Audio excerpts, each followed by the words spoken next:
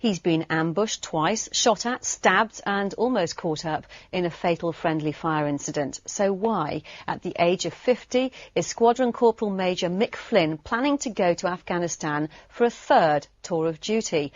I asked him that very question when he came in earlier today. Recently I got promoted to the Squadron Corporal Major, 002. That's the highest rank you can get within the squadron for a non-commissioned officer. And it's a massive honour for me to take my squadron away on operations. This will be your third time of going to Afghanistan. The first time you went in 2006, there's a report you may have heard about today in the Times. It's very critical of the planning of when British troops went into Helmand in 2006. In the Times newspaper it says that military chiefs from the MOD ignored warnings that they were ill-prepared to go into Helmand. Criticisms they underestimated the threat of the Taliban, that there weren't enough troops. What was your impression at the time? Before we got out there, we was told by one of the people in the government that we'd probably hardly fire a bullet. When I was down to my last piece of 7.62 for the machine gun, a top of ammunition, when I was down to my last box after having fired 3,000 rounds, I knew that was obviously a massive mistake. I think personally that they weren't prepared to go at that stage. They didn't realise the enormity of the task which they had to do. You write about all of your experiences in your new book, Bullet Magnet. Why were you called that? It came over in a conversation. It did have a different name. However, we subsequently changed it to Bullet Magnet because I seem to attract a lot of fire wherever I am. You're a very lucky man because we were talking earlier, you've cheated death 5 times.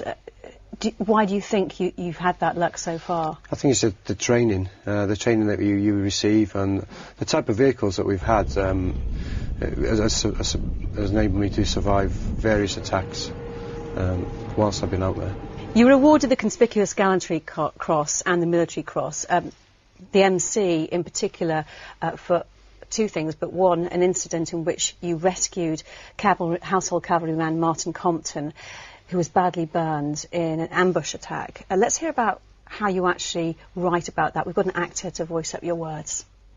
The explosion had blasted all his clothing away except for his boots and his Matalan underpants. They were scarlet like the rest of him. Thinking he was dead, I laid a hand on his leg, trying to straighten the limb. Compo let out a long, blood-curdling yell. He was alive. He screamed again and kept on screaming. I turned to Radders and shouted, "Let's get him out of here." I mean, that was perhaps one of the less graphic parts of your book in the bit we actually heard just then. Why do you write so graphically about the incidents, and does it actually help you get over them? I think it's because it's the way it is. It's actually a lot of punches are pulled when books are written normally, and I just write it as it really is. Does it help you? It helps me. It's me just telling the truth. So if it's graphic and I use quite a lot of strong language, obviously, because that's the way that soldiers react and talk and get on with each other. So I'm just writing it from a soldier's point of view.